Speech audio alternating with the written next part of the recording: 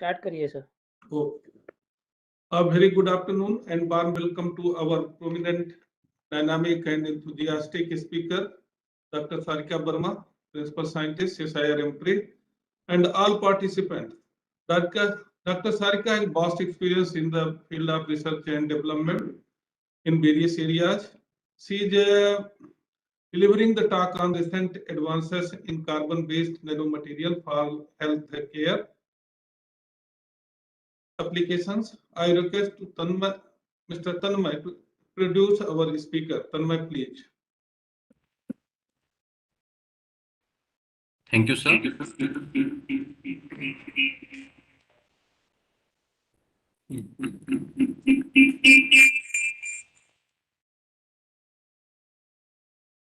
Thank you, sir. Thank you for the opportunity. Dr. Sarika Varma has extensive experience in the area of research and teaching in CSIR and other academic institutes. She has awarded PhD in chemical science and worked in different capacities such as a research scientist at Unicard, Germany, pool scientist CSIR-HRDG, New Delhi, and women scientist DST. Over the years, she has been intensively engaged in various R&D work for designing and development of advanced material useful for various broad application spectrums like cements-free material, radiation shielding materials, polymeric composites, biomedical and energy materials via novel process and techniques.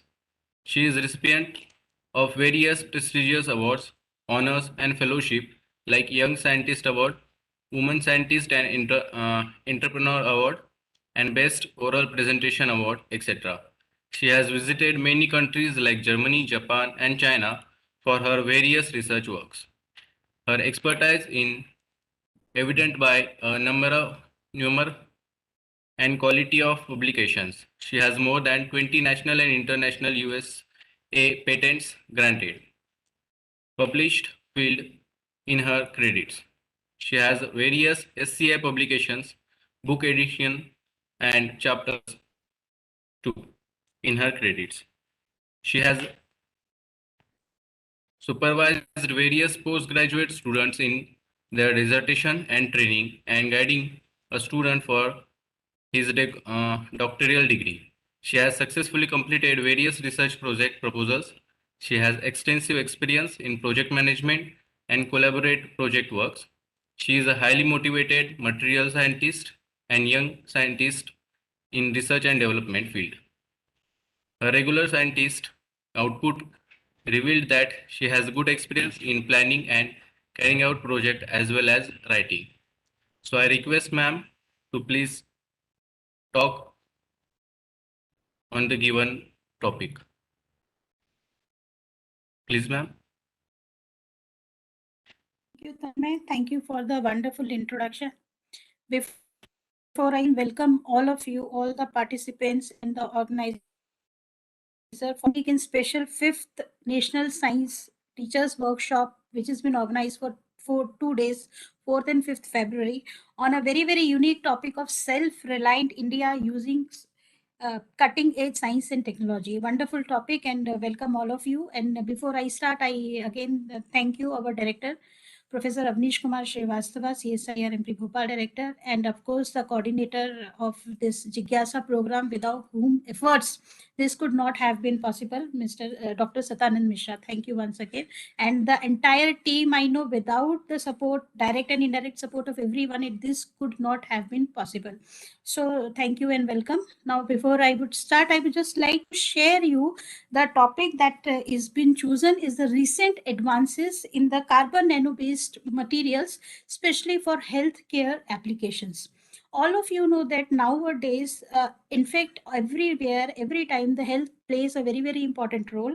And to be a healthy in life is one of the motto of every person. So, and again, because of the scenario of the COVID, it becomes more essential for all of us to understand the concept of healthcare, to understand the value of the health.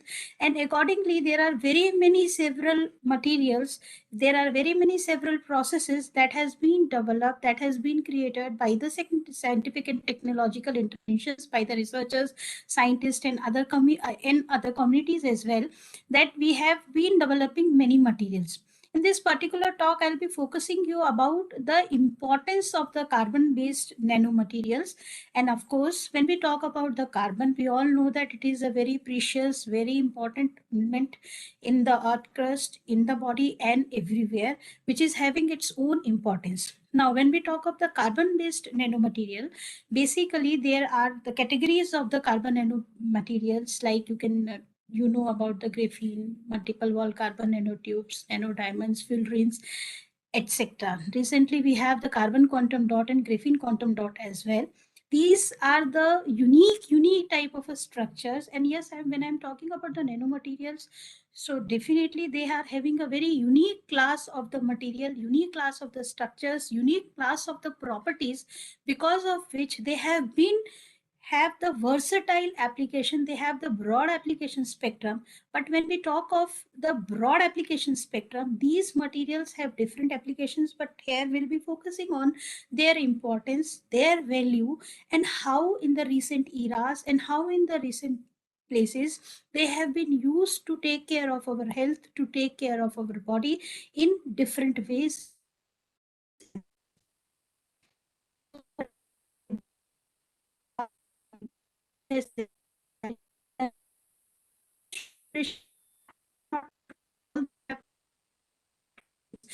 Try to show you and wherein these materials are used, and in the future what we can done in the process, of course, for developing the advanced You material. may switch off your camera, please.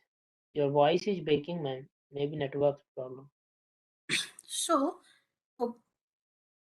okay, so basically I was talking to you about their wide application spectrum, and in the slides I have tried to cover, to give you a glimpse of these very precious, very important and the unique nanomaterials, which are not only in the recent eras are helpful, but definitely in the future they will be playing a very unique role for taking care of our health, for the healthcare application.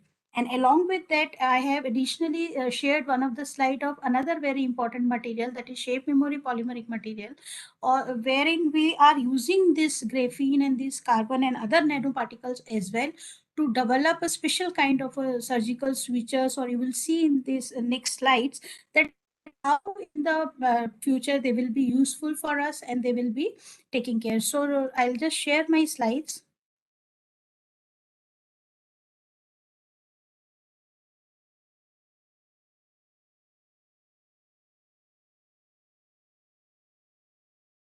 I think the slides are visible. Yes, ma'am.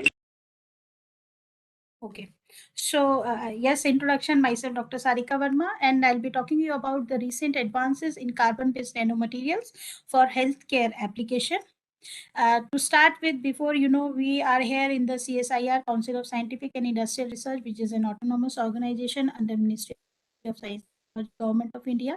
We have different laboratories which are working in the different areas, and we cover the areas right from the aerospace to the ocean, to the microelectronics, to the structural, smart materials, synthetic biology, drug, pharmaceutical, agrochemicals, etc. These are just an idea to share you that where our CSIR labs are situated all over in India. And this is a very good CSIR-AMPRI Bhopal, Advanced Material Process and Research Institute in the Bhopal, which is the only institute of CSIR in Madhya Pradesh and the Chhattisgarh. And we are well-renowned institute to know about the materials. We are known about the processing and the development of the different materials by different processes, by different methods. And we use these different materials in different applications. Here in a glance, you can see that in this slide, we are developing different type of promising technologies in various areas. We cover the shape memory alloys, shape memory polymers, waste to wealth, nanomaterials, biomaterials, radiation shielding material, water resource, alternate building material, lightweight form, and many other materials we have been developing in our institute for various applications. This was just a glimpse about our institution, our expertise that we people are doing over here. So when we talk about the carbon-based material, all of us know that it is a unique and indispensable element in our world, and which is the sixth most common element in the universe. And we know it has been a second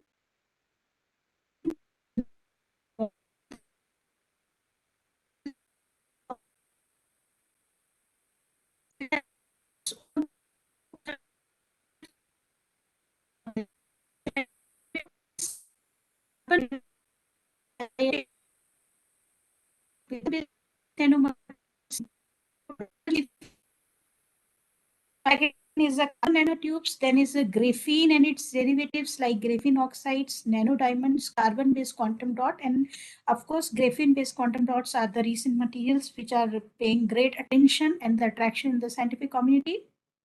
Due to their unique structures dimension, as you will see in our next slides, and the unique properties, they have beautiful in diverse areas.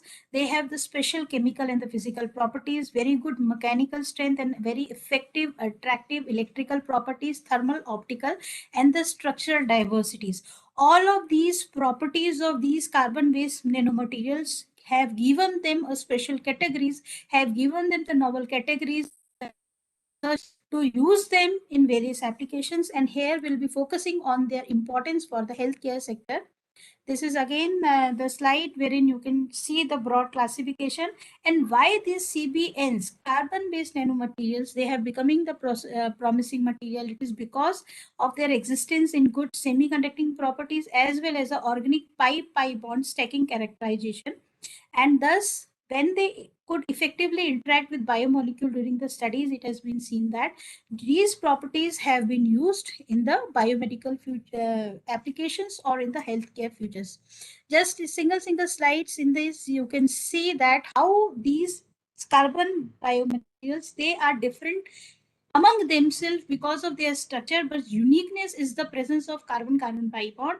This is fullerene, which is, you can see that it is a third carbon after the graphite and the diamond, and it basically consists of connected by the single and the double bonds of the carbon so as to form a closed mesh type of a structure or a fused ring type of a structure.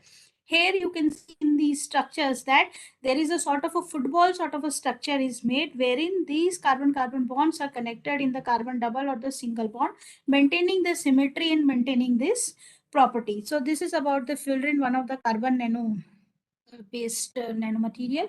Another very interesting material is a carbon nano, which have basically the long hollow molecules with sp2 hybridization, and it consists of carbon atoms arranged in a series of condensed benzene ring. Initially, you have seen that fullerenes were of the ball in the shape, but here the structure of these carbon nanotubes are entirely different from that of the fullerenes. Here you can see that they are the hollow tubes-like structures. In these two structures, you can, in the first structure is a pristine CNT. Pristine means the pure CNT, or the one when we synthesize the CNT without any attachment of the molecule or without any functionalization or the changes is the first structure. In the second, you can see that we have the carbon nanotubes, but along with that, these circular structures can be seen that they have been functionalized to remove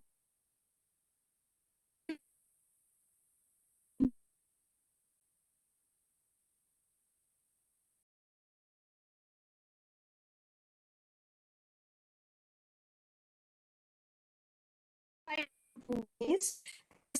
One is a single name is there only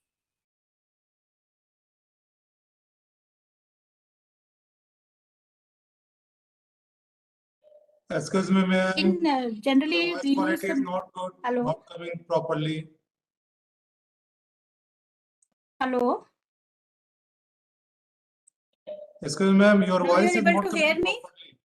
Now it's okay. Oh, Hello? this time okay, ma'am. Okay. There must, okay, fine. So we were talking about the different types of carbon nanotubes. Depending upon their size, it's the structure, it's a single wall, double, triple, and we used to have the multiple wall carbon nanotubes. The structure of the multiple wall carbon nanotube, you can think of the newspaper bundle, that when you have a newspaper and when you roll the newspaper, you can have a n number of walls. So you can imagine the structure like that, or sometimes you can have a one tube, inside that is another tube, inside that is another tube. Means the tubes with the different diameters they can develop the multiple wall carbon nanotubes. So these two type of structures are generally known for the multiple wall carbon nanotubes. Then next we have you. This is a very interesting slide that I wanted to share here with you. This is the structure. In the purple structure, you can see that it is a micro photograph of the human hair, which has the diameter 80 to 100. But behind that is a background, is a network of single walled carbon nanotubes. So you can see the fineness. You can see the beauty of these structures, which are the tube-like, as well as they are so thin in the nature, that it can be easily differentiated from the human hair fragment. Then about the overview of the functionalization, why we are talking about the functionalization, when we use the carbon nanotube for developing material which further uses for the any application, we used to generally functionalize the carbon nanotube depending upon the requirement. So when we talk of this biomedical application or the healthcare application, you can see here that initially in this first structure is a single wall carbon nanotube. This single wall carbon nanotube, it has been functionalized, and doing the functionalization is nothing but it is the addition of other functional group depending upon the requirement. Like we can functionalize it with the hydroxyl group, we can functionalize with the carboxylic group, with the biocompatible polymer like polyethylene glycol PEG, and then further in the third step or in the next step, the antibodies proteins can be attached. So as a whole, directly we don't use the carbon nanotubes, but before that we functionalize the carbon nanotube to increase the effectivity, to remove the toxicity, and to have a product, particular material that should have the more effectiveness when we further use it for any of the application. So next is third very important and a very attractive material is a graphene.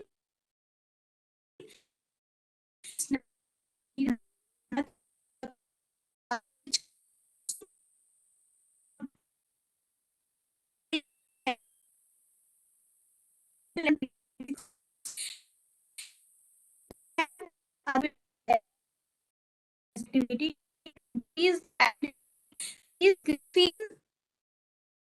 as oxide, and this basically graphene oxide is a chemically modified graphene which contains the oxygen as a functional group. And again, for functionalization of the graphene, we use the epoxide or the alcohol or the carboxylic group. In here in this structure, you can beautifully see that with this red color are the carboxylic group. These are the hydrogen group which has been functionalized to make it a graphene oxide, and the analysis also confirms that the ratio between the carbon to oxygen in the graphene oxide is approximately 3:1. So basically the graphene oxide is an oxygenated counterpart of one atom thick graphene sheet. The another category is the carbon quantum. When we talk of the carbon quantum dot, as I have already told you, these are the recent again the structures which have the diameter around 2 to 8 nanometers. Then we have the nano diamonds as well, one of the important category of the carbon-based nanomaterial which has less than 100 nanometer of the diameter. Now, as I have shared it with you, basically carbon-based nanomaterials, they are multiple wall carbon nanotube or this graphene oxide. Basically, in another next slides, I'll be talking you about this multiple wall carbon nanotubes and the graphene-based derivatives, how we are using them, how we are developing the advanced material, and have been used in the near future. So first slide here, you can see that in this we have taken the multiple wall carbon nanotube. This multiple wall carbon nanotube, it has been treated with the bismuth nitrate, and by using the novel processes of ultrasonication and other process, wherein we have used the hexamethyl tetraamine polyethylglycol, certain appropriate reactions have been done so that we have got a very unique structure. See, when we talk of this carbon-based nanomaterial purely, they are the organic structures. But now by processing them, we are converting them into a very, very advanced, unique, and the hybrid organic inorganic structures, because of which the application of these structures automatically increases. So what is the recent advance in this particular thing? That not only we are functionalizing the multiple wall carbon nanotube, but apart from that, by beautifully synthesizing, by giving the chemical treatment to the multiple wall carbon nanotube, by using the appropriate and the suitable additives and the chemicals in the reaction process, wherein we are able to get these structures. You can see in the next slide that how beautifully they have been impregnated in the multiple wall carbon nanotubes, and thereby they have been further used for making this. You can see this bandage. We have developed this bandage from this bismuth oxide impregnated multiple wall carbon nanotube composite, and this project we did, we have been got the grant from DST.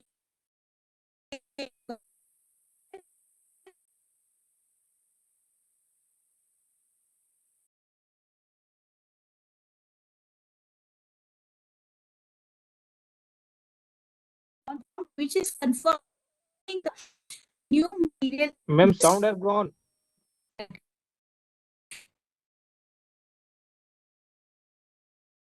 Just Ma'am, give me sound is 2 minutes. interrupted. Just a second, I'll just see the connection.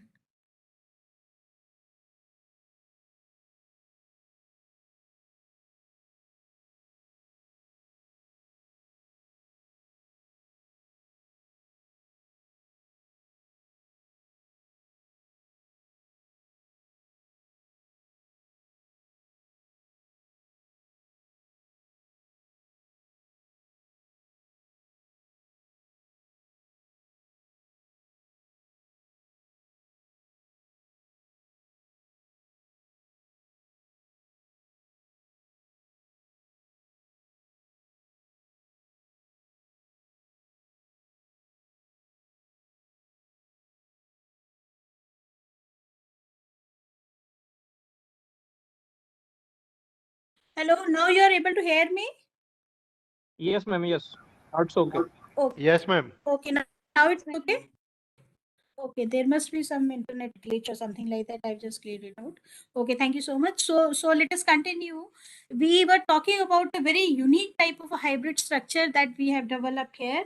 We were talking about this in this TEM structure microphotograph. You can beautifully see this multiple wall carbon nanotubes in the slide A, where this oxide polygonal morphology has been hanged, and we are able to get these type of a unique structures.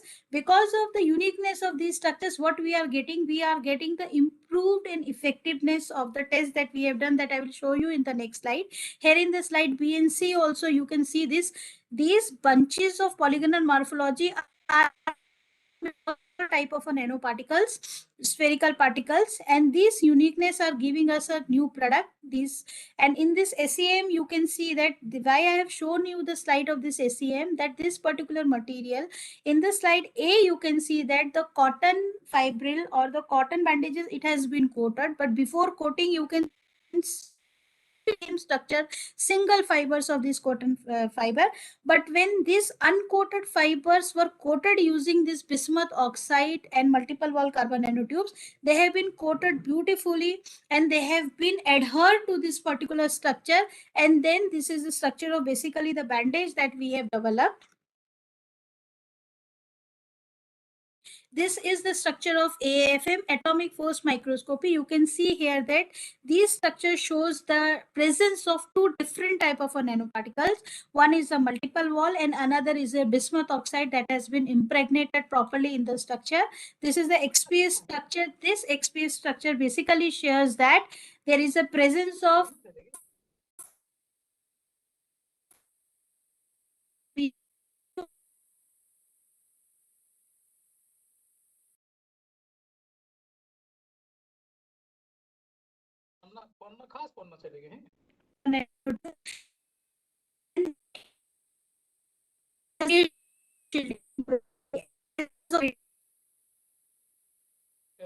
and these are very, very important in everyday's life. But at the same time, there are certain drawbacks of the radiations if they are not properly used. Like, you know, in the CT scanner rooms or the X-rays, when there is a fracture or when there is some other reasons we take the X-rays, at that particular time, the lead has been used, but lead is now been banned because of toxic, and that can be replaced by these type of a non-toxic, very advanced material.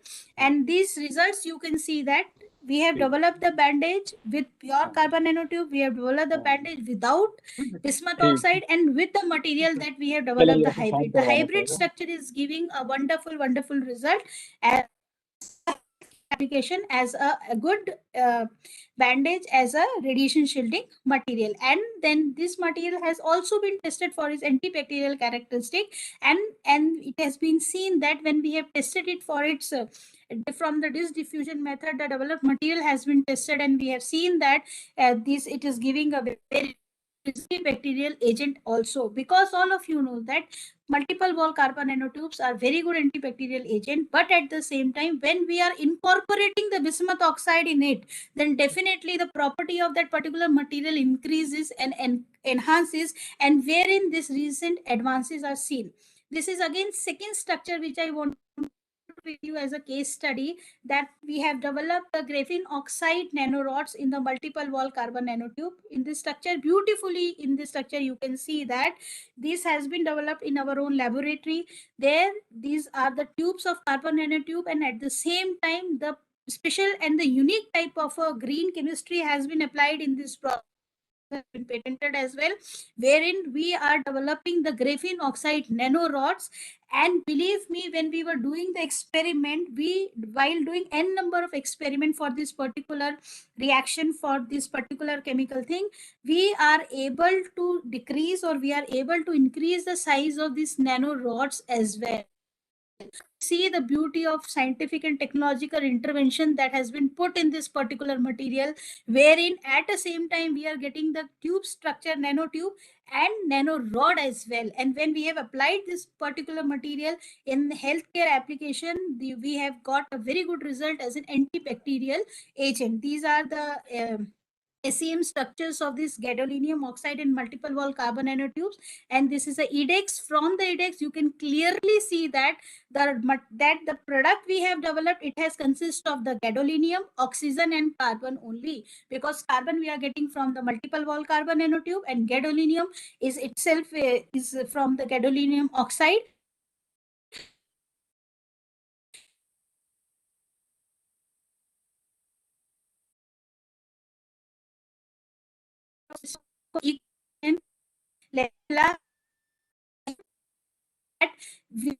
Process and this material, this particular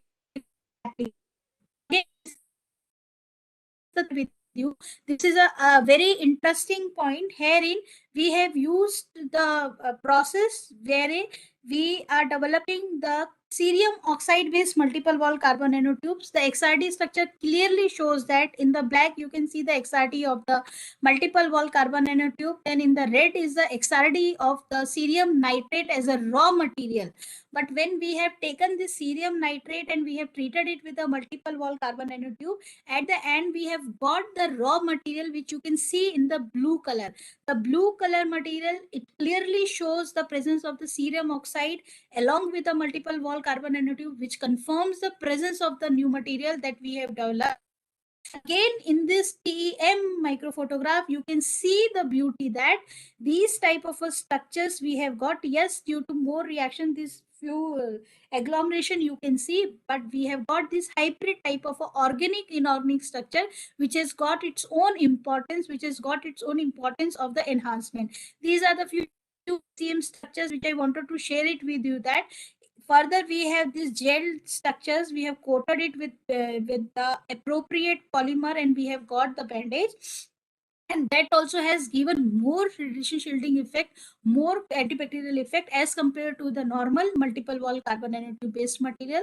These are the figures, colorful, you can see this is the elemental mapping. This red color shows the presence of the carbon and the green in the oxygen, and in the another structure you can see in the blue color is the presence of the cerium. So cerium, carbon and oxygen are uniformly distributed in this structure, which shows that when we have coated this material, this has been uniform in the conventional bandage, and not only it has been conventionally added, but along with that uniform distribution of the element can also be seen in this particular slide. This is our vision that this material that we are developing, this will be further useful for making the half aprons or the shielding head cover, shielding neck bandage. As I have shared with you, that lead being a toxic, it has been banned, it has a very harmful effect. So to replace that material, we are developing this type of material that has been funded from the DST, and this project has been approved also with our institute collaborator AIMS Bhopal. We have been developing this product in near future. So you have seen that how the multiple wall carbon nanotube structures have been used for making the healthcare application. With regard to that, now when I talk of the graphene based structures, graphene again itself is a very unique material, very interesting material, and it has been also used for making the radiation shielding application, and it has been used for making the antibacterial material that I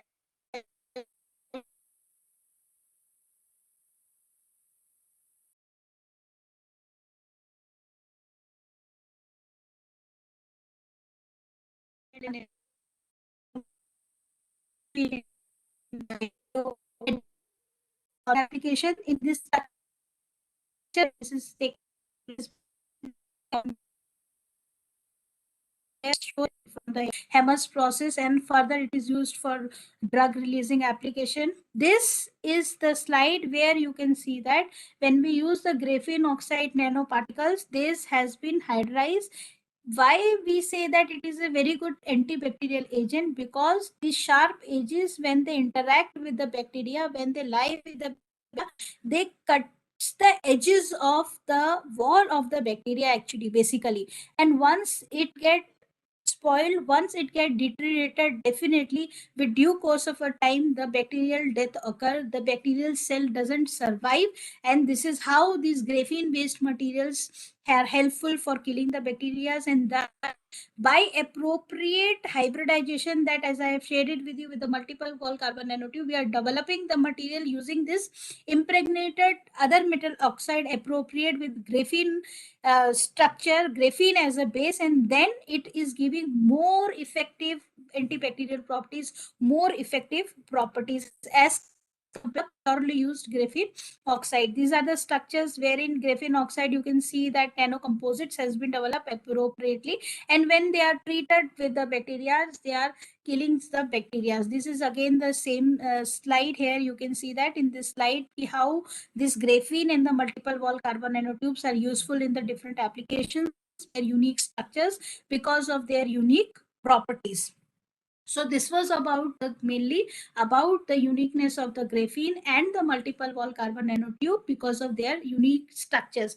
Another one of the very important aspect and very interesting aspect I want to share with you that we are working here is a shape memory polymers for application. This is one of the project that we have got from CSIR headquarters.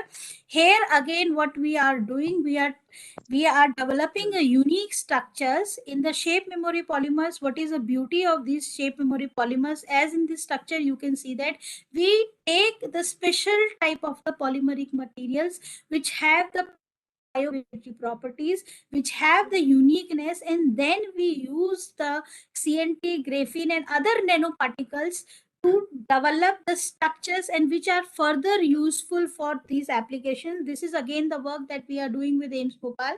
Here we are developing the material, we are characterize the material with their help, and there in the future they will be doing their practical application of this shape memory polymers basically for surgical sutures and other application in near future. The beauty of these material, if I say, is basically when we give this the heating or the microwave or other type of impact, when we are putting in these polymers, they are changing their shape, and as the temperature changes or as the temperature reduces, it again comes back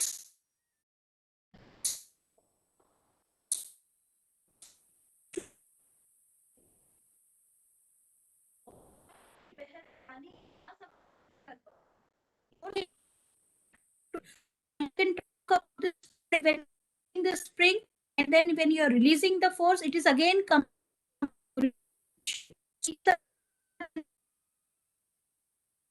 which has been incorporated with the appropriate carbon nanomaterial depending upon the requirement, depending upon the application that we have to do in the near future.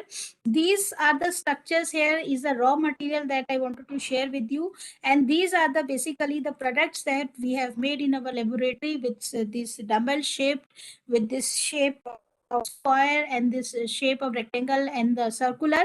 At the same time, here we have developed these thread type of structures which we are been using in the near futures as a surgical sutures for making these wounds, for healing these wounds. You can see this. I just wanted to share with you here the slide. In this slide, you can see that we are using the shape memory polymer material in the microwave. With the increase in the time or with the increase in the effect of the microwave, it is changing its shape. You can easily see from here in this slide. This is the material that we screen, and this we are doing the experiment by using in our laboratory. You can easily see that in the next slide also. This has been properly operated. Screen not visible. The screen is not visible. Yes, ma'am. It's visible, ma'am. It is visible, madam. Okay, great. So then again we have one.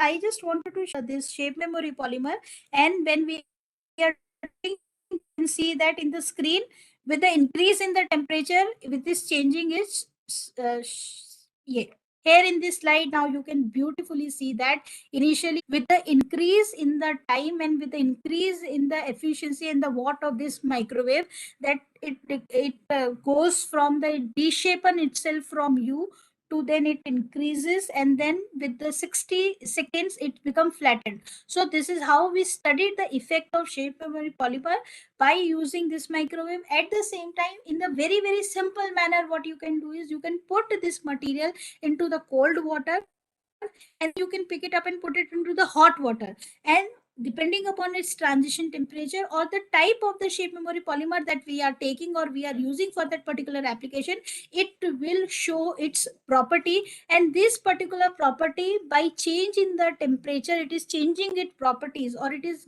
putting the knot or it is opening the knot. That property, that beauty we are taking, and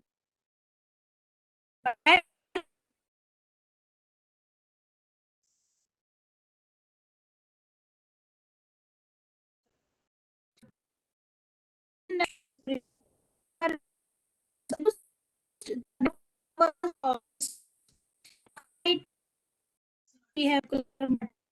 I'm happy to hear the shape polymer property, but these has been tested for the antimicrobial properties.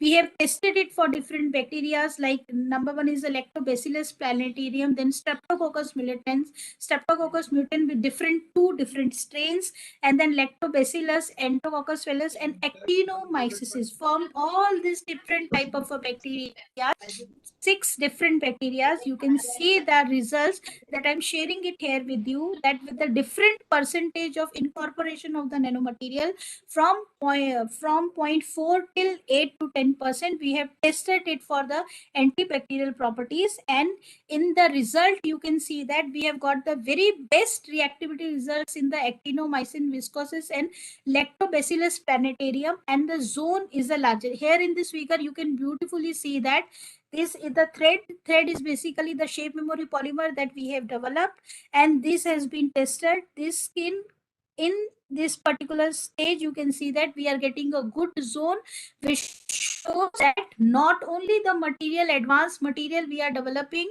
of the shape memory polymer, but at the same time it has been used for the antibacterial application, and simultaneously it will be used for making the surgical switches. So when we talk of a single material, it is having a multiple characteristic. This is what the beauty of the based materials are.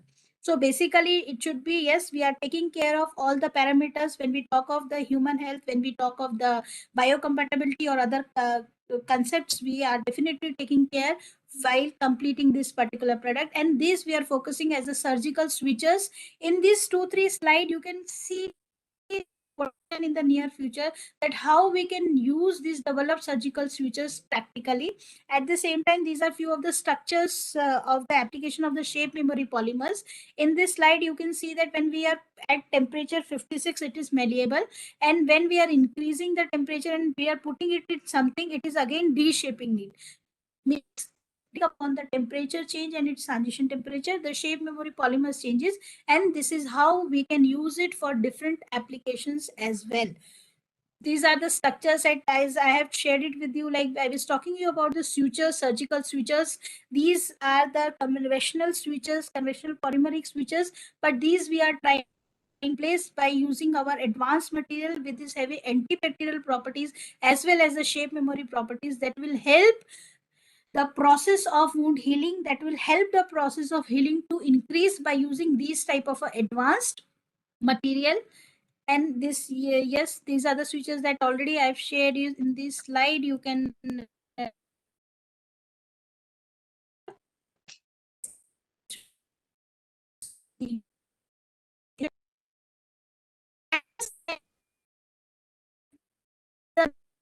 particular Your voice is breaking again, ma'am.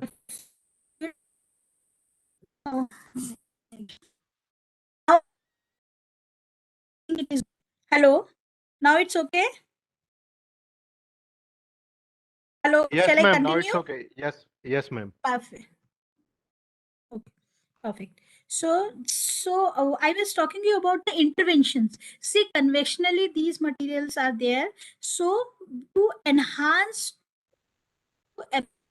more quickly, to implement it more quickly, we are parallelly thinking of developing these type of switches of these particular shape, which will be easy to use for the end users. Because ultimately what our aim at CSIR is developing the technology, developing a process, developing a material, and ultimately when to the end user, to the society, it should be very much practicability. So with reference to that, you would have seen about this zip type of a switches. This structure only I have shared it with you. In this zip switcher, you can see that instead of the thread, we can develop these type of a switches, and just practically by scratching, by putting them in the slide one, you can see that it is a conventional zip switches that has been put on the wound. And in this second structure, you can see that when we increase this, when we stretch this, it will close. And this is how our, in the near future, our plan of making this shape memory polymer based surgical switches, with this having an antibacterial as well, which is having an antimicrobial property as well. So you can think of a wonderful material with a multi-functionality property, and at the same time it will be easily available. We are thinking, and we are working towards this particular area as well. And so what our vision is that it should be easily available in the market, and the end user can directly use it, and it should be directly used by them. So we are working on this particular area. Yes, these shape memory polymers can be used in the cardiovascular applications because of their unique property of changing their shape depending upon the temperature and depending upon the requirement. For the drug delivery aspect also, these will be full futures, and we are very hopeful to have their bright future. Yes, future perspective, of course, when we talk about these type of materials that I shared it with you, is that they have the versatile surface property, versatile shape size. They have some toxicity effect as well, but when we talk of the broad application, at the same time when we come to the end user, different processes has been done by several chemical modification strategies which has to be developed, which will be doing, and in this way we expect that these carbon-based nanomaterials in the present as well as they are going to play a very, very, very important role for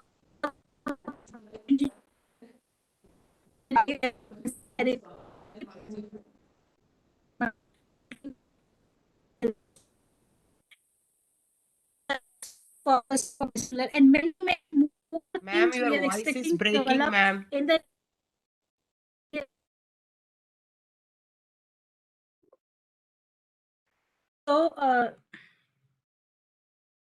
just a second, I'm changing the slide.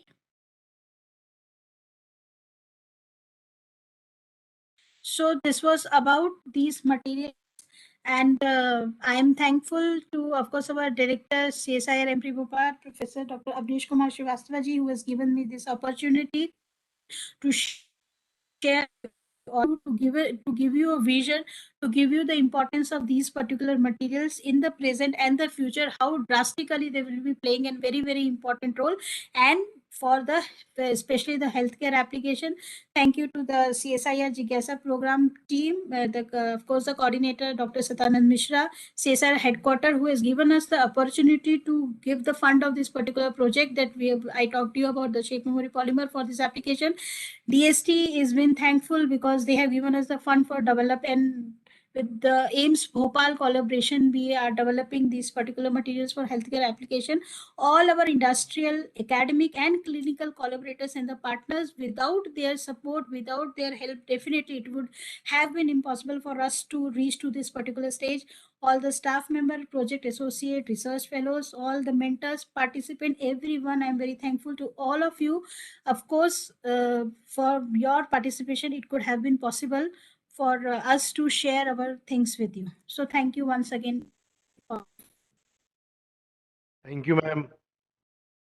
I'll unshare. Thank you, madam. Thank you, madam. Dear participant, do you have any questions? Thank you, ma'am. Thank you very much. Thank you. If you have any questions, you have any jigyasa, madam is ready to fulfill. Yes, sir. In Yes, sir. business. Madam, I am Saurabh Jain from Kendriya Vidyalaya, Dhana, Sagar.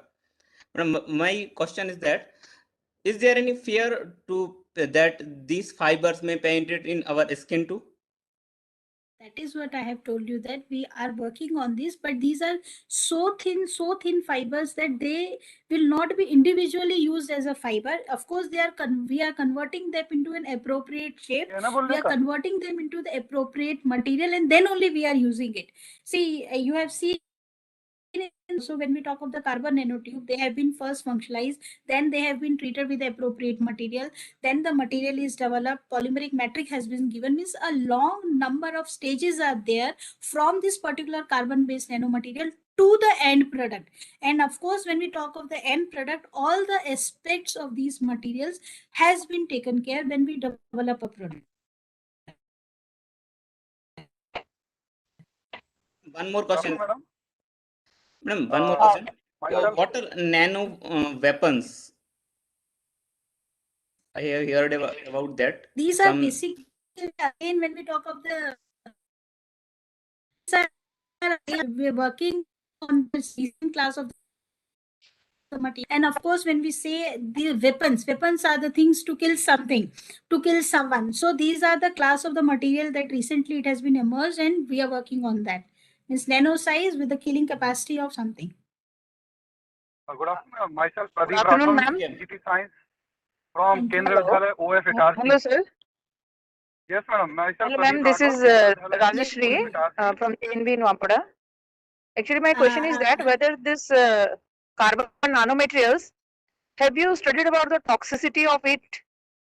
Very, very nice question. Actually, everybody is talking about the toxicity aspect of these carbon nanotubes, but at the same time, as I already shared with one of the participant, that we do the functionalization of the material, then we do the second, third step, means these steps are being taken care so that at the end we remove the toxicity till the end we reaches to the final product. So of course toxicity is there in the pristine material, but it has been treated properly, and of course the quantity of the material that we take to make the end product is playing one of the important role in the toxicity concept. So this has been taken care by the researchers before making the end product. Can we expect that in future it may get absorbed when we utilize it in the body? These things are actually working on it, no? Madam, good afternoon. Means Myself, during the wound from healing, Kendra madam, OF you can have my mail during ID. the wound healing, the nano material that we are using, can we expect that in future it may get absorbed in the body?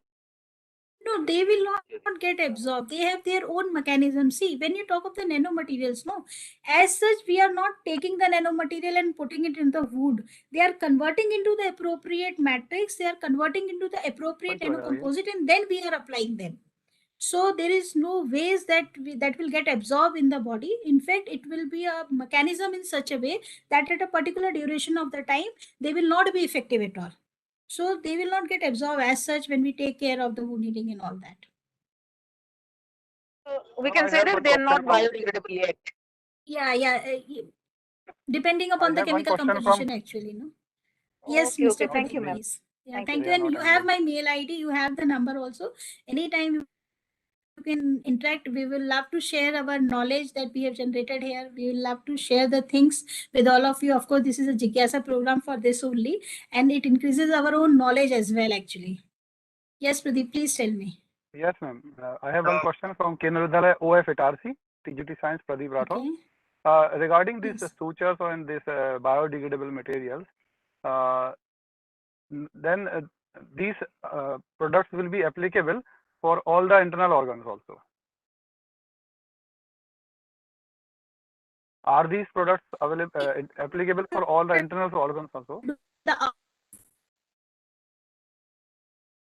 My network is breaking. I was driving.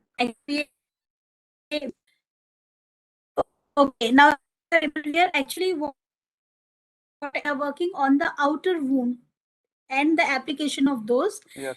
Then in the later stage, this is our later stage, that they can be tested in the near future for the internal treatment of the wound healing. Because initially we are working on the very type of advanced material with antibacterial, shape memory, and the wound healing application. So outer wound, we are working on that. Ma'am, one more question. I have one view regarding this training. Training is very excellent. I had been attending the training in my offline mode from CSI also when I was posted in Kendra, Indore. We used to bring children also, students, and we have a very great experience for making that tiles and the fibers which is grown without water also. And Sadanand sir also, we had interacted directly with him, sir. So we had a great knowledge from him also. We have different types of PowerPoint presentation also, which we were provided at that time in our pen drives. Now, ma'am, this course which we are undergoing, may it be applicable for secondary students also, so which we can give them information. I mean, see, because generation of information we are and sharing the information. Yes, ma'am. I think, Mr. Pradeep, you can share your knowledge to the student, of course, because once the student will listen the new things, the different things, definitely they will create a more jigyasa towards something. So sharing your knowledge with our student is definitely will be a good, it will give a new horizon to their thinking and to their working style as well, actually. So definitely you can share your knowledge with them. Welcome. This is again Rajeshri from JNB Nwapada. Please tell me. My question is that on which microbes you have studied this carbon nanoparticles? I have shared it with you that E. coli are there, Streptococcus are there, and that too it depends upon the carbon nanotube. When we are developing the material, it has been incorporated with the cerium. We have done it with the bismuth. We have done it with the gadolinium. So it depends upon the final structure of the multiple wall carbon nanotube. It has been impregnated with, and after that it gives the different result with different bacteria. So it depends upon basically the chemical composition of the final product Means that affects for the sensitivity. you have studied only on bacteria, not on other microbes, right? Of course, for the virus, we are working with our collaborated partner, as I shared with you. Right now, we have studied for the bacteria only. But in the future, as I shared it with you, we have got the DST funding approval with the AIMS Bhopal, and definitely one of the aspect is there. It's a very good question, Rajeshwari, actually. So we are in the near future, will try to develop it as an antimicrobial product with the antivirus and the antifungal property, and which will be done by our collaborator. Thank you. What about the disposal of this carbon waste that is generated from after use, madam?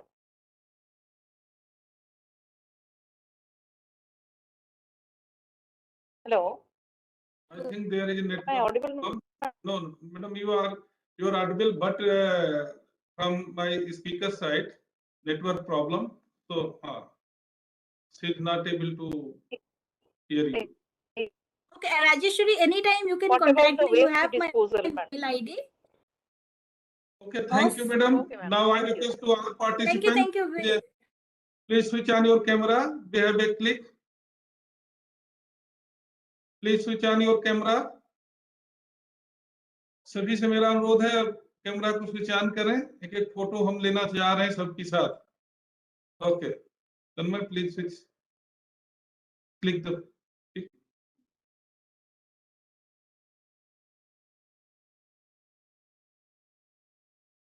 एक समय था आप लोग मेरे हाल में बैठते थे सब लोग, और आज समय है कि हम लोग एक दूसरे से कनेक्टेड हैं।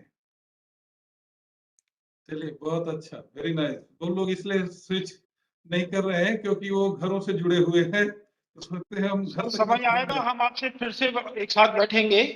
जी जी बिल्कुल बिल्कुल, मैं भी चाहता हूं कि मेरा आपकी कैपेसिटी जो है वो फुलफिल रहे। एक हवाई आपके बीच में एक बड़ी अच्छी सर बात आई कि डॉक्टर के.एस. तिवारी भी आपके सर रहे हैं, टीचर रहे हैं। डॉक्टर भी ये स्थिति हमारे साथ में रही है। I am from the Rewa university and I am pass out in 1991 from Rewa.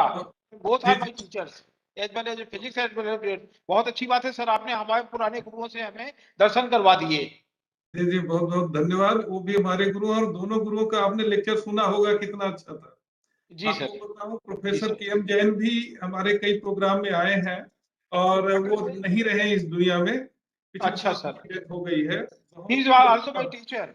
जी उन्होंने जी हमें फिजिक्स पढ़ाई है एमएससी में, प्रोफेसर के.एम. जैन ने साहब ने। जी जी, वास्तव मुझे भी उन्होंने एमएससी में पढ़ाया था। मैं एमएससी फिजिक्स से हूँ, एमसीए हूँ, PhD in engineering, computer science engineering में। सर मैं भी फिजिक्स से एमएससी हूँ रीवा से। जी जी चलिए बहुत बढ़िया, बहुत अच्छा। धन्यवाद सर। लगता है अब 91 में किया है ना? 91 में सर। जी जी, तो आप हमसे सीनियर हैं। Thank you. चलिए अच्छा है किसी तो चलिए और लोग कैमरा स्विच ऑन कर लें जिससे एक फोटो हो जाए। कुछ लोगों का भी, राजश्री पानीग्राही मैडम का नहीं है, प्रदीप चंद राठौर। प्रदीप चंद जी, आपने बहुत क्वेश्चन किया और फोटो के समय क्यों बाहर हो रहे हैं? जी जी जी। My camera, sir. Myself, sir, Pradeep I don't Rathore. know whether it is visible or not. Now visible now. Am I audible, sir? Pradeep Rathore. So now it is visible, I hope. Audible but not visible. और कर video. जी जी जी जी। तो मैं ले रहा हूँ कि report में लगाऊं और आप लोगों को भेजूंगा कि आप लोग यहाँ साथ में थे हमारे। May I ask a question? Okay, sir. Thank you. Good afternoon, madam. Sadanand sir. Good afternoon. Sadanand sir. Okay. हाँ बताएं।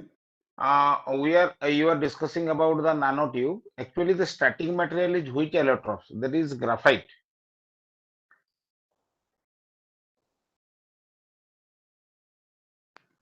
एक्चुअली मैडम का जो नेटवर्क है वो सही नहीं, वो घर से दे रही है लेक्चर और कुछ प्रॉब्लम है, इसलिए आप चैट बॉक्स में क्वेश्चन लिख दीजिए, उसका आंसर आपको मिल जाएगा, है ना? जो क्वेश्चंस है, जो क्वेरीज हैं, आप चैट बॉक्स में डाल दीजिए, वो आपको सब मिल जाएंगे। दूसरी चीज, मेरी मेल आईडी तो सबके पास होगी, आप मुझे मेल कर दें, मैं आपको पूरा रिप्लाई कर दूंगा जो भी चीजें हैं। When we are graphing it, is there any thermal or electrical property will deviate from the raw material graphite? Yes, you may write in chat box actually time नहीं, जो नेक्स्ट स्पीकर हमारे वो क्यू में है madam, तो इसलिए मैं आपसे एक चीज और बता पिछले सेशन में जो वर्कशॉप हुआ था, बहुत लोग इसमें अटेंड किए थे, उनको सबको सर्टिफिकेट मैंने मेल से भेजा था, सभी को मिल गए हैं कि नहीं मिल गए? हमें नहीं मिला सर। आपको नहीं मिला? नहीं सर, हमें नहीं मिला, बिल्कुल सर्टिफिकेट नहीं मिल पाया आज तक। Sir, I had one certificate, sir. I got it. मैंने अटेंड किया वहाँ पे फिजिकली, लेकिन मुझे नहीं मिला सर सर्टिफिकेट। हाँ, मैं इसीलिए पूछ रहा हूँ, मैंने उन सबको स्कैन कॉपी भेजा था सबको, और मैं सोचा था इस बार फिजिकली करूंगा तो भिजवा दूंगा, और मैंने सबके सर्टिफिकेट साइन करा लिए हैं, खुद कर दिए हैं। In the third seminar, Miss Priyanka Pandey came from Indore. जी जी जी, तो उनको नहीं मिला मैडम प्रियंका पांडे को? She got it, sir. Priyanka Pandey got it. And some students also have got, sir.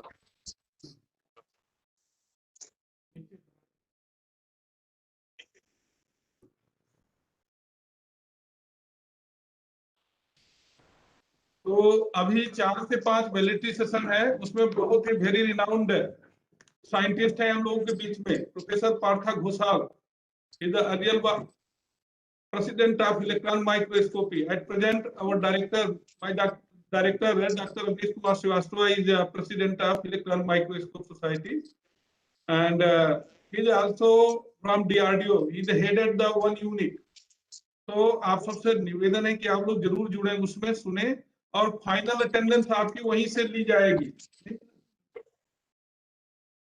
जी जी, तो ठीक है, सर्टिफिकेट हम आपको जिनके नहीं है, एक नाम हमें भेज दीजिएगा, मैं चेक करके उनको स्कैन और मेल आईडी, हमारी मेल तो सबके पास है, तो मेल कर दीजिएगा, उस मेल में मैं भेज दूंगा। तो ये सेशन को मैं फिनिश करता हूँ, नेक्स्ट सेशन शुरू करता हूँ, 2 मिनट का ब्रेक लूंगा आप लोगों से। और 1 मिनट मैडम के लिए अभी ग्लिम्स बाकी है। Now I request to Divya to share the glimpse of this session. Thank you, Dr. Madam, for a wonderful talk on recent advances in carbon-based nanomaterial for health care application. Dr. Sarika Varma discussed about CSIR-AMPRI development of promising technologies such as water resource management, rural development, rural technologies, hybrid green composite materials, nanomaterials, radiation shielding material. She continues with carbon-based nanomaterial, carbon nanotubes, fluorescence, graphene, graphene oxide, carbon-based nanomaterial for biomedical applications. Divya, please share the glimpse of the session.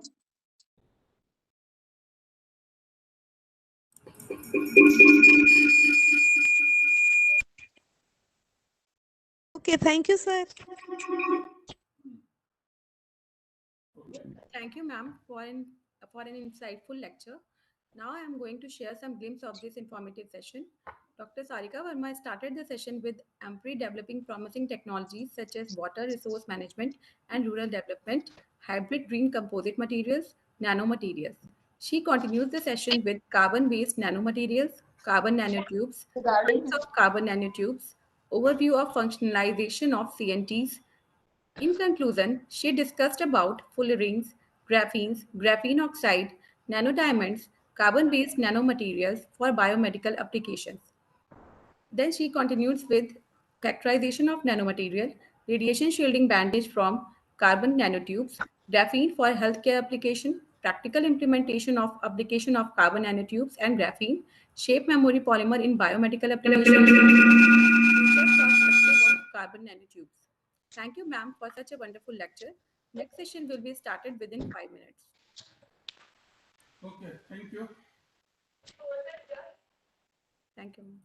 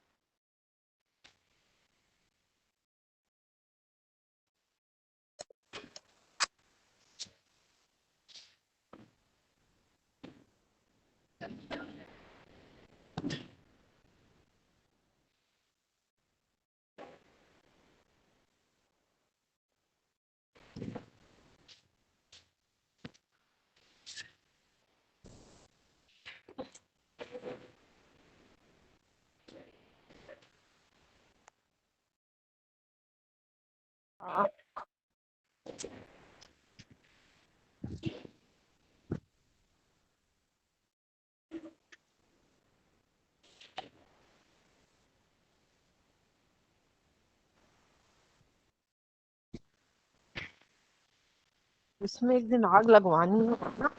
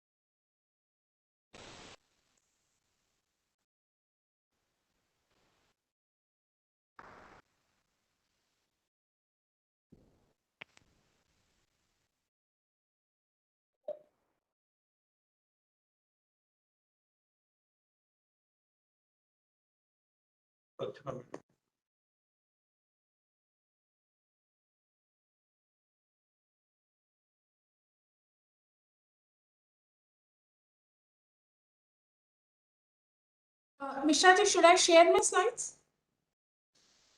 You are unmuted. Madam, I'm waiting you. Okay, please.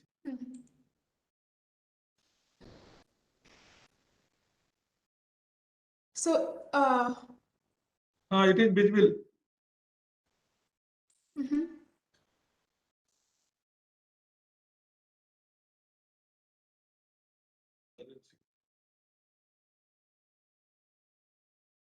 just 2 moments. I will share again. Huh?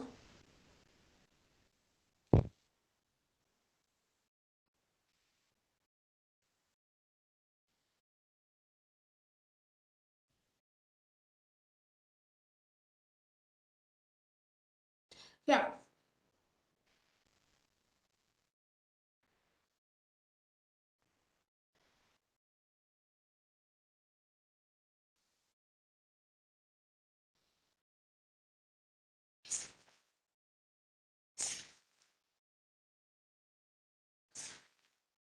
A very good afternoon and warm welcome to our very enthusiastic, hard worker and eminent speaker, Dr. Archana Singh, Principal Scientist, CSIR-AMPRI, Bhopal, and all participants.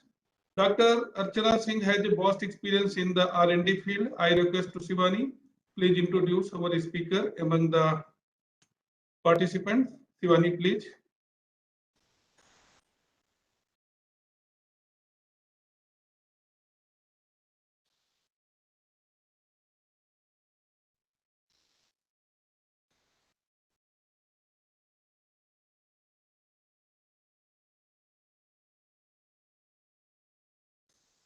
Mishraji, I can't hear Shivani. Is it me or?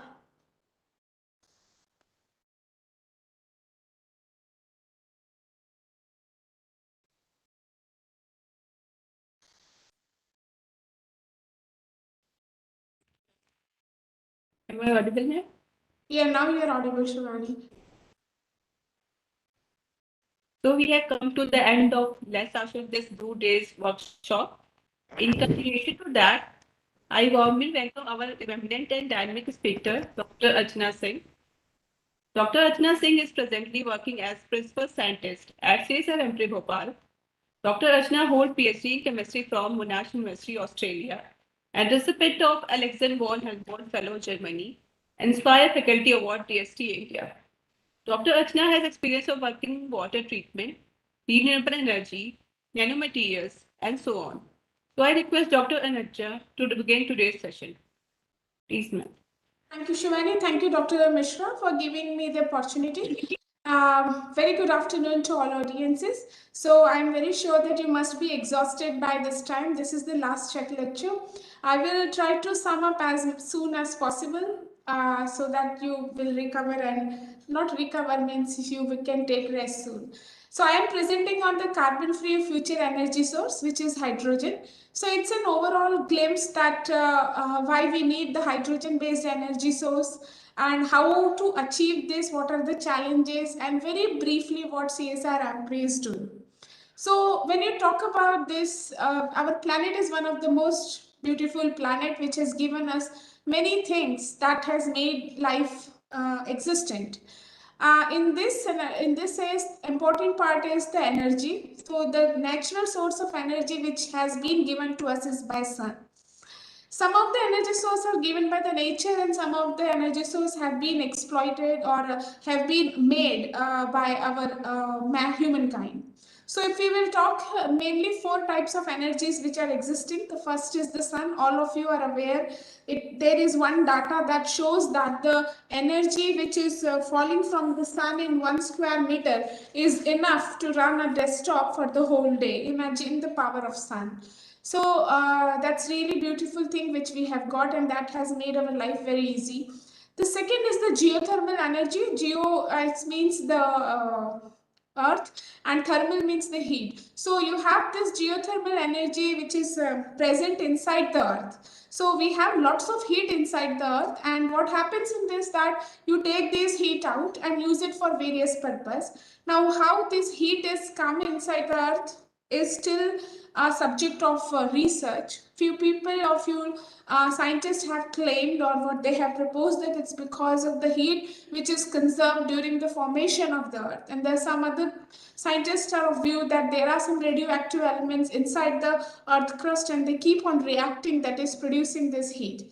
Nevertheless, but the heat can be extracted and it is being used. The third is the nuclear energy. All of you are aware that this is created by nuclear fission reaction.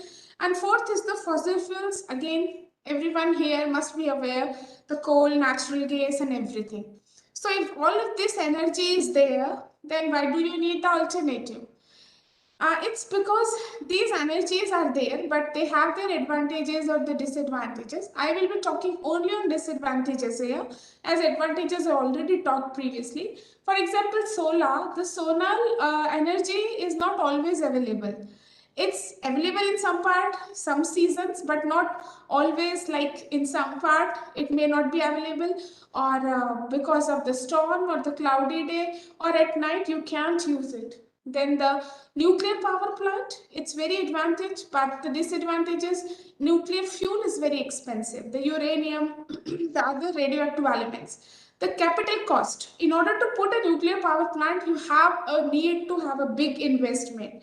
Then always you need a technical person, and there is always a fear of radioactive exposure.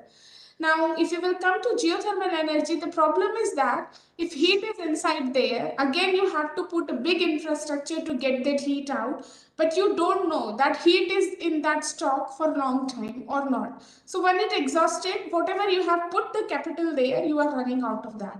And then this energy is not enough.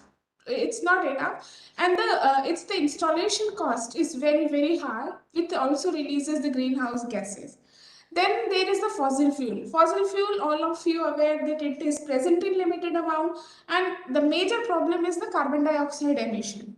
Now, among these 4, I will focus on the fossil fuel because this is one of the major thing which has been used recent for our daily purpose. This is the data which I took from the utility scale generator from Electric Power Monthly from the US Energy Information Administration. That shows that in 2020, US has been using 4.12 trillion of electricity, trillion kilowatt hours of electricity. Now, when you talk how this electricity is produced, it has been given the share. The major share coming from the natural gas and the coal, which is 60%. And then very minor share is coming from renewables and equally to nuclear. Now, this 60% share is okay, but this is causing a big problem. The major problem is the CO2 emission. Then it's very challenging to take this hydrocarbon from one place to another place. The third major thing is all these sources are very present in the limited amount. For example, the data shows that coal is present in the 6,000 gigatons of coal is there, and similarly oil is just 400 gigatons, out of which annually we are using 6 gigatons. The natural gas is 350 gigatons, and if you talk about the nuclear source, the fission feedstock, that is uranium and other elements, only 0.004 gigatons of energy is there, existing feedstock is there. So this is really ये challenging है कि हम कितने दिनों तक इस energy पे dependent रहें, और इसीलिए हमें जरूरी है कि हमें कुछ we should find alternative. So then if the alternative is there, what is the possible alternative? This is few things which can give the hydrogen from the water, because for water is present 1400 million gigaton. अर्थ पे इतना पानी है, और water is added every time in the form, every year in the form of rain. The second is the solar radiation, and the third is the biomass. But biomass has limited availability of energy, and solar we are doing good, but we have to do more. What is not well explored is hydrogen, which is the potential. So if you talk about the hydrogen, it is a element 1 of the periodic table. It is a diatomic molecule. Now, how hydrogen is better is given in this table, which is written why hydrogen, where you are comparing the parameters with existing there. Now, leave other parameters, focus on the calorific value. What is calorific value? It is the amount of energy produced when a definite amount of these energy sources undergo combustion. For example, if the calorific value is given as this megajoule per kilogram, if you will see the hydrogen, you can get the maximum amount of calorific value. So that's where the hydrogen is really useful. The next is hydrogen is an energy carrier. That means it is present in the nature, but it is not in the form of free hydrogen, which we can take and use it. You have to produce, and then you have to make it as an energy carrier, and then it can be used. So that means hydrogen must be produced, must be stored to bring it into the system. Now, this is showing how the hydrogen is needed, in what application, and how much. So if I will suggest you to go first on the C graph, and you see only on those things which are highlighted in blue. So हम जब hydrogen की बात करते हैं तो बहुत सारा यही लगता है कि ये हाइड्रोजन केवल हमें गाड़ी चलाने के लिए ऑटोमोबाइल सेक्टर में ही यूज होगा या इलेक्ट्रिसिटी जनरेट करेगा, but this is not the fact. Actually hydrogen is being used, अभी भी इसका बहुत यूज होता है. The major is ammonia. You all are teachers and many of them are aware of the Haber-Bosch process, which is used to produce fertilizer. And in that, the major source of hydrogen is being used. It is used in refining, it is used in maritime, it is used in steel industry. So there is a big lot of need of the hydrogen apart from the future energy source. This is A and B is the data that how much energy, hydrogen we need in 2020 and how much we are expecting to 2050. So you can see 660 MT of the hydrogen, that is meter tons, will be needed by 2050, which is really challenging. But we have to work it out to achieve it. It's not impossible, but we have to. Now अगर हमें पूरा hydrogen का infrastructure develop करना है which is being in process, so there are 3 major steps which I have put here, steps of hydrogen economy.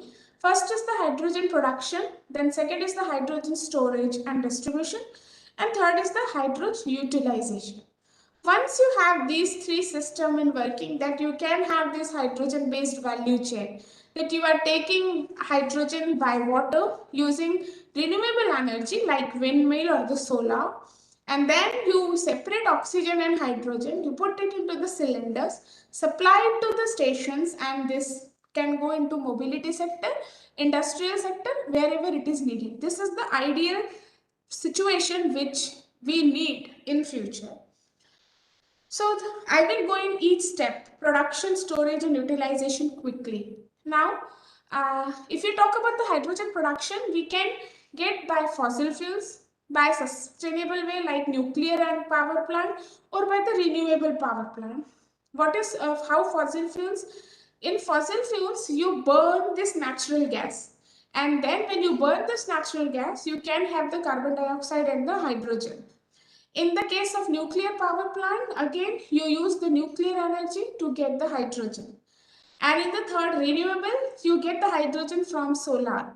And so on that basis, the hydrogen is being classified or categorized as gray hydrogen, blue or the green. Because in the gray hydrogen, if you are going in the fossil fuel, the carbon dioxide will be released and this carbon dioxide is going into the atmosphere. In the case of blue hydrogen, which is basically by nuclear plant, whatever you again have nuclear energy and you have the hydrocarbon, but the carbon dioxide which is being released in this process is captured and stored. So you are not releasing CO2 in the air, but still you are using fossil fuel. So this is blue. In the case of green, the source is water and then the outcome is only hydrogen and oxygen. So this is actually a green hydrogen and that's what we need. We will mainly focus on the green hydrogen on this because as I mentioned you that the topic is the carbon free energy source. Now water everyone knows, when you will split it, it produces hydrogen and oxygen. It's a non-spontaneous reaction where the delta G is positive, means you have to give the energy. This energy in the form of photolysis, maybe in the form of electrical, then it is called electrolysis. If it is light plus electricity, it is called photoelectrolysis. And if it is heat, then it is called thermolysis. Now, this is the cell which shows how you can produce hydrogen by electrolysis. This is there. It comes there are 2 electrodes and 2 reactions. One is the oxygen evolution reaction, which is at anode where oxygen is produced and H+. This H+ to go to cathode where it will form hydrogen, that is H2. This is the cell and how it operates. You have 2 electrodes. You have a diaphragm at the center which is only permeable to cation, not to anion. So this H2O slip split, O2 plus 4H plus, this goes there. It takes the electron and forms hydrogen. Now this reaction looks simple. And the thermodynamically, this should happen at 1.23 volt. And if but problem comes when you operate it, this value goes much higher than 1.23. And it is this high energy is known as overpotential. And because of this overpotential, this technique is producing hydrogen, but very expensive. So we need to bring this higher overpotential as close as 1.23 volt to make this reaction economically viable and long scale hydrogen production. This can be done by a few methods. One of the way that you put a layer of catalyst. Now, when you talk about the catalyst, then it should be made up of cheap elements. At the moment, existing catalysts are platinum, iridium, which are expensive. That again adds the cost to the electrolyzers. So what CSIR-AMPRI is working is to develop this catalyst, but made up of first 2 transition series metal ions, which are present in an abundant amount. So when we started this work, we inspired by the nature. You all know that photosynthesis is there and nature does produce H+ ion, oxidizes water using sunlight with a catalyst which is based upon the manganese. The structure of the manganese is still debated, the cluster, but what it is expected, it is what has been concluded that it is made up of 4 manganese atoms which are bonded by oxygen, and then there is a calcium also. So inspired by this, we developed this compound which is called cubium, which is structurally very close to OEC. And then we used it, we developed many of the compounds which is shown here, tetramer, monomer, dimer, even trimer. We developed a compound which has 12 manganese, and then we developed this system where put on the anode, and then we measured the photoelectric current. Now, in order to put it on the anode surface, these catalysts are in the powder form. We use this Nafion film. Nafion is a polymer which you put on the electrode, and in this polymer you put your material. So you can see that when you turn on the light, there is current, and when you turn off the light, then current goes away. We did it for all, and we found that for all the complexes, we are getting a current, though different intensities. The maximum was found for monomer and the dimer when the manganese is in +3 state. Then we did lots of studies by high resolution spectroscopy, X-ray absorption spectroscopy, and we found that under experimental conditions, what we are doing that we are forming manganese oxide, and it is this manganese oxide which is doing this reaction. Then we also found that when these complexes are going into the Nafion polymer, and when we apply the potential, then they are forming very 2 to 5 nanometers of the particle size, and it is these which are doing the water oxidation catalysis. Then we moved ahead and we thought that, okay, here you are not able to control the morphology. So we went, why don't we change the synthesis system and bring about the manganese catalyst with a different morphology. So we synthesized the manganese oxide nanowires. We did XRD to confirm where we have got manganese oxide. These are the ACM images that shows that all these are mostly in the form of nanorods.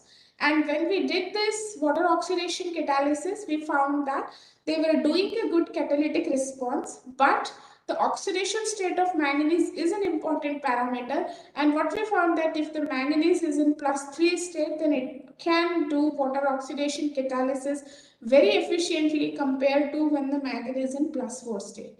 It was really an important observation. Then we synthesized various other compounds also, and we have done this catalysis at a very low overpotential. We have got very good results. This is the above 2 papers have been published, and this is being submitted and is under revision. Then we did also iron-based catalyst. You have known the ferrocene. This is a very good compound which is really known for in the electrochemistry, and the cyclic voltammetry of the ferrocene and the substituted ferrocene is shown here. If you will see the first CV and the 100 CV of the ferrocene is shown, and as you can see that as you take the CV of the ferrocene, the peak is totally going away, cyclic voltammetry. That means it's decomposing. Then we did lots of studies. We found out if it is in decomposing, what is it forming. What we found that it is forming iron oxide. This is X-ray photoelectron spectroscopy which is showing. They did the catalytic studies, and as you can see, this is giving very good results, and it's a really good catalyst which we found based on the cheap and the abundant element iron. We are also doing other studies to further. We have got, if you will see in this graph, we have got 8 milliamp current per centimeter square, but now we are able to manage. Hello? अरे सोनू हम बोल रहे हैं, जिया जी बोल रहे हैं. 100 milliamp per centimeter square. है? क्या हुआ फिर उसका रसिए जाने का? अच्छा. Then there is a chemical hydrogen production. चलो ठीक है, फिर तो कोई बात ही नहीं तो 1 आध साल की और तैयारी करवा लेते. Mr. Vasudev, can you please, Mr. Vasudev, can you please mute your mic, please? चलिए बढ़िया, फिर कोई दिक्कत नहीं है. Everyone please mute your mic. बाकी अभी तो क्या ट्रेनिंग चल रही, बैठे हैं गाँव में. वासुदेव जी अपना माइक म्यूट कर दीजिए प्लीज। क्या ऑनलाइन चलता रहता है ना सब दिन भर। Chemical hydrogen production. In the chemical hydrogen production, sodium borohydride like chemicals are used and they are heated to produce the hydrogen and the sodium borate. Ma'am, we are muting. सही बात है, वो तो कर ही है जी। Now there is a hydrogen production by photoelectrolysis. The what is happening in the photoelectrolysis, that to the water you give potential as well as the sunlight. So as the name suggests that you have photon. There are two types of photoelectrolysis, indirect and the direct. So as you can see in this figure, indirect photoelectrolysis, you can simply understand that you have an electrolyzer and then you give the light from the light source and you give the electricity as well. So this is called indirect photoelectrolysis. And then there is a direct photoelectrolysis where you don't give the light. The water splitting or the hydrogen is produced only by the sunlight. Actually, if you are able to achieve this direct photoelectrolysis, you will be the you will achieve your target. This is the best thing you are, but there are challenges. Thank you, madam. कर दिया वासुदेव जी आपने करा था, फिर unmute कर दिया है।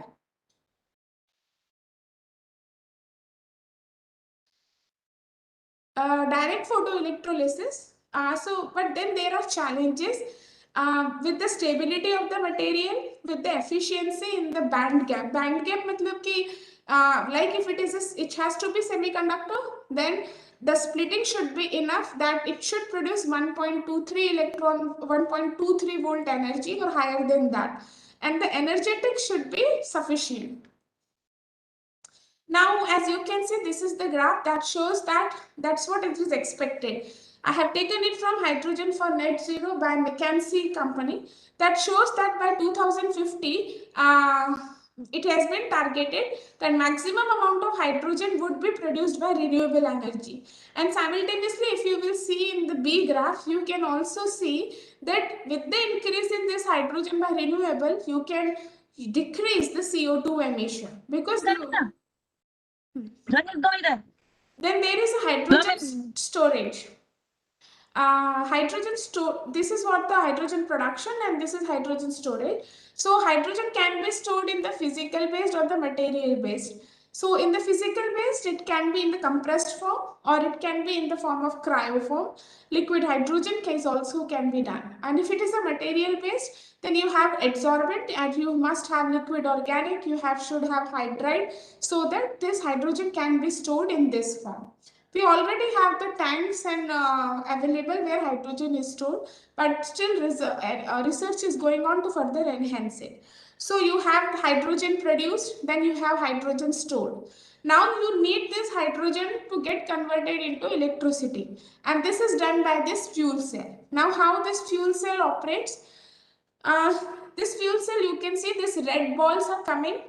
They are going to anode. In an anode, oxidation will happen, and then H plus ion and the electrons will be replaced. So you have H plus ion, which is green colored, and the electrons are the positive charge. Because of this, electrons will go to cathode, and it is because of the movement of this electron, the electricity will be generated. This H plus ion will go to cathode, again take the electron and then take the oxygen and will produce water. So imagine this is such an ideal system that you have hydrogen, the electricity is produced and the waste is just water coming out of that. So this is really, if it can, this is how it is working. This is just a graph, car picture, which I got from the Toyota website, and they have shown this, how it can be possible. It is not possible, actually they have made it. Hydrogen fuel cell based car, where they are using this fuel cell and hydrogen storage system to produce the electricity, and that's why running automobile. And somewhat this picture will look like this. So this is really an inspiring and encouraging results from all of the human society. But then there are some challenges, not some actually, major challenges. The major challenge, you have to work out more on the production sector, in the fuel cell sector, in the delivery and the storage. These 4 factors have to be worked out. Then if you are making vehicles which can use the hydrogen, we have to remember that hydrogen is highly combustible. So these hydrogen vehicles needs to be made according to the requirement. Then there should be validation of these vehicles and there should be proper codes and standards. Like at the moment, there is no codes or standards for this. So how can this be achieved? It can only be achieved if we have a strong government R&D role and if you have the commercialization role. Both these sectors have come together. They have to expand the market and the infrastructure. They have to make them mature and they have to educate the people about this technology. But this all requires lots amount of investment. According to one estimate that if you want to have such an infrastructure, you need 300 billions of US dollars. Similarly, for hydrogen distribution, you need 200 billion of dollars. So it's all about the money and it's all about the strong collaboration between the government and the industry sector. And then you can achieve this ideal situation where you have solar panels, you have the wind, you have electrolyzers, they can produce hydrogen which is stored here. This hydrogen go to fuel cell module. Electricity is produced, goes into the batteries, and then it can be used wherever it is needed. The good thing is that the whole world has come together. You see, these are the dots way of the whole world map where how different countries have come together and they have got different projects working on this theme to go to this hydrogen economy. So we are very sure or not the world has to go to this economy if they want to have some really good energy source for the future. And it's very hopeful that we will be able to achieve it. In fact, some target by 2030 and final by 2050. So thank you all for being here and thank you. Yeah.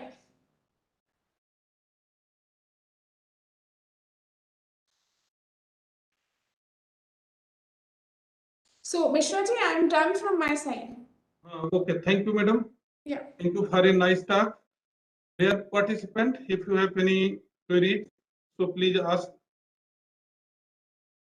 Good evening, madam. Hello. Yeah, I can hear you. Please. Yes, this is Mayadhar Panda from KV Raigad. Okay, okay. My question is, madam, you have given a wonderful and interesting talk today. But my question is there any plant established in India from which we can produce hydrogen fuel to produce electricity? Yes, we have a hydrogen actually big station. Even if you will talk about the CSIR lab, even CSIR Sikri Karaikudi. So we have different CSIR components. So for example, we have developed electrodes and Sikri has developed electrolyzers, which we have transferred to the industry. So those I can, if you are interested, I can email you the name of the company. And you will be happy to know that Tata has just now installed the hydrogen fuel cell based bus also. So in collaboration with the CSIR, we have launched the very recently 2 months back. So we have this system in coming and already established. If you will talk about the private sector, Reliance have its hydrogen producing system. So that's what we are. And what is the maximum amount of electricity that we can produce from hydrogen fuel? Actually, you can design your fuel cell. You see, you can either design your fuel cell accordingly or you can produce the stacks of fuel cell to get whatever energy you require. There is no such a limit of that. Is any hydrogen fuel battery available in the market now? The hydrogen fuel batteries No, batteries are separate component and hydrogen fuel cell is separate. Fuel cells are available, and from fuel cell you can generate the electricity that can be stored in battery. So for example, you are charging your battery with the electricity supply. Instead of that, you can charge it with this fuel cell. Fuel cell is going to do the same thing what electricity switch is doing. So you can do that. Okay, thank you, madam. Thank you. Okay.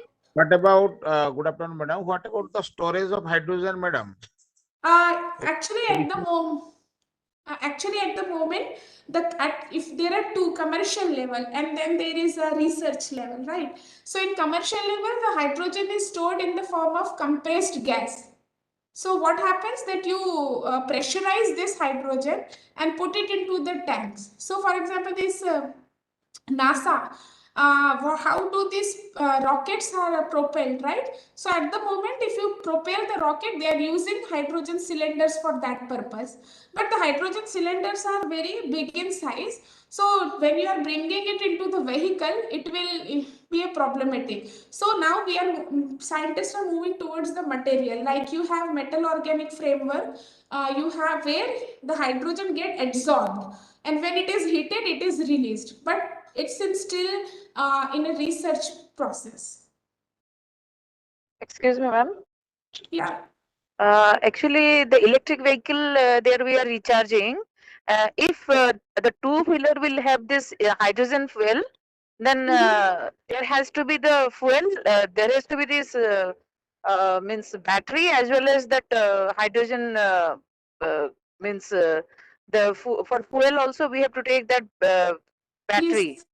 Yes, exactly. But I think then the components will increase. Better my thinking is that instead of putting both these, you have the charging station, and those charging stations can be charged by fuel cell. So ultimately, you will. Yes, ma'am. What about the cost effectiveness? That is the major challenge actually. We have to, I will be very honest, at the moment, it's expensive. Like you have $3 to $4 per kg of hydrogen, which is at the moment. But like 5 years back, it was $30 to $40 per kg. So you have imagined that how world has come down, and it is a still process. So we will get closer to this electricity or the fossil fuels. The target should be close to fossil fuels. Okay. Thank you, ma'am. Thank you. Good afternoon, ma'am.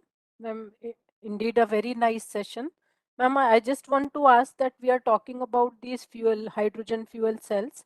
So are all these cells green hydrogen or blue hydrogen?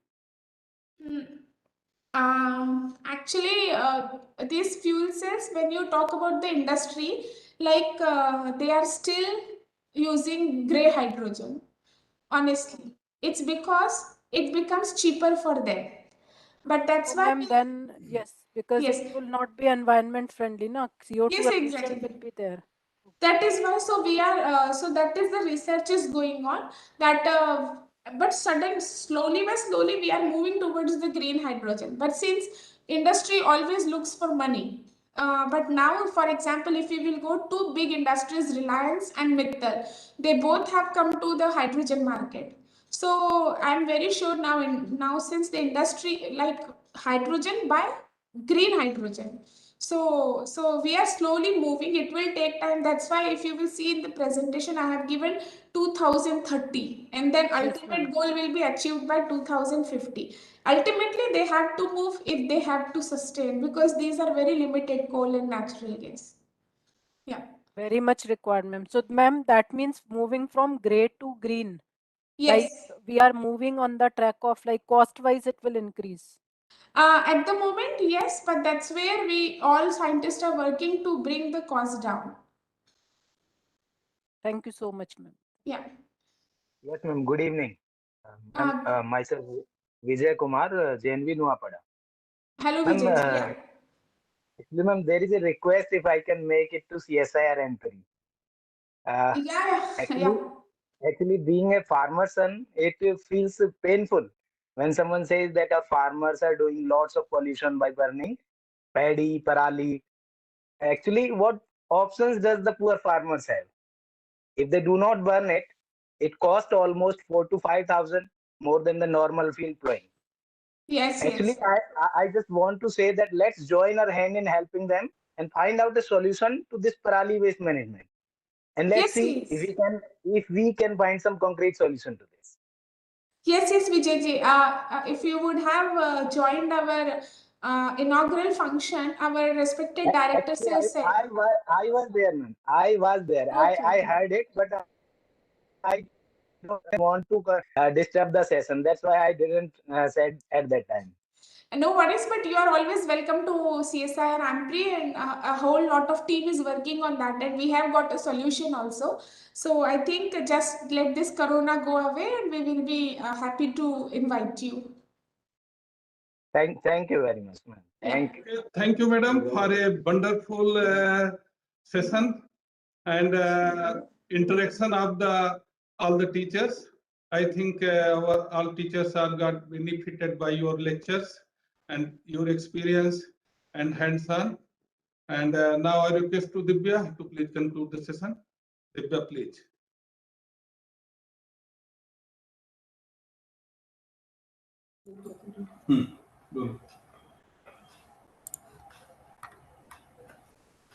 Thank you, ma'am, for an insightful lecture. Let me share some glimpse of the session.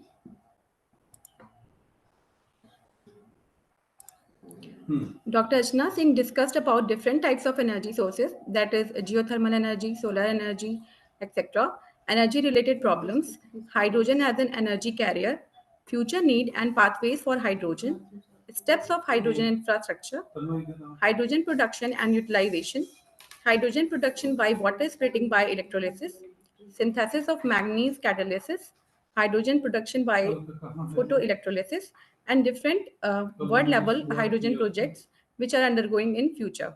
Thank you, ma'am, for the wonderful lecture.